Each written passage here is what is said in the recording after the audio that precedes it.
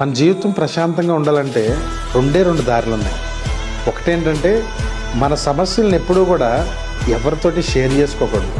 అలాగే ఎదుటివారి సమస్యల్లో కూడా మనం ఎప్పుడూ తలదూర్చకూడదు. ఈ రెండు ఎప్పుడైతే జీవితంలో పాటిస్తామో మన జీవితం ప్రశాంతంగా ఉంటుంది.